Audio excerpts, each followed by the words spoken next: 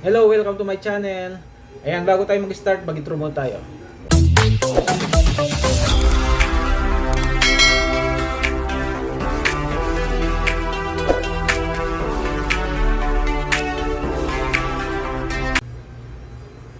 Paano ma-recover ang Facebook account mo? Ito, panoorin mo ang aking video. Ituturo ko sa iyo ng step by step kung paano siya gagawin. Pero bago tayo magsimula, pakipindot mo lang subscribe button para laging updated sa susunod kong upload na video. At bilang support mo na din sa aking channel. Magsimula na tayo. Unang gagawin mo, punta ka sa Chrome.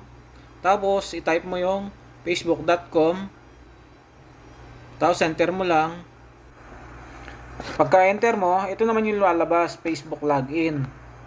Type mo dyan yung cellphone number mo, kaya email ad naman. Pagka-type mo ng cellphone number mo, enter mo lang. At yan ang lalabas, yung kulay red. Sabi dito, the mobile number you entered is not connected to an account. Ibig sabihin, tinanggal na yung naka-registered na mobile number mo. Gagawin mo naman, pwede mo pinutin yung find your and log in. Kaya naman, pwede mong pindutin yung forgot password. Ngayon naman kung ang sasabihin mo ay nakalimutan mo na din yung email ad mo, kaya possible na hindi mo na rin marireceive pag nag-email sa'yo si Facebook. Ganito ang gagawin natin. Ngayon naman balik ka sa Chrome. I-type mo yung send valid ID to Facebook. Tapos enter mo lang. Ito yung lalabas. Click mo naman ngayon yung confirm your identity. Ito yung lalabas. Dito naman, ito yung mga ID na kailangan ni Facebook para ma-identify niya kung ikaw talaga yung may-ari ng account na to.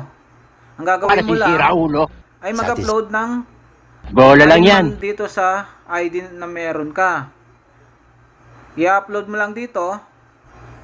Pagka-upload mo, isend mo naman ngayon para ma-receive ni Facebook yung sinend mong ID sa kanya.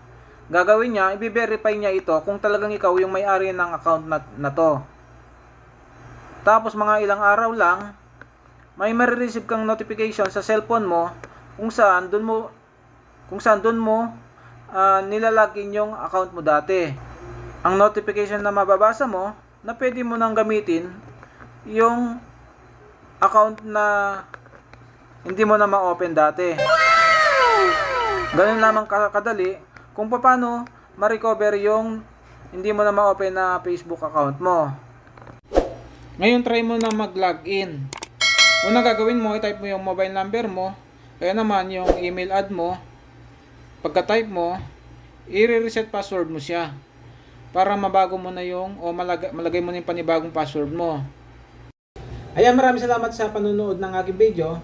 Sana may natutunan kayo.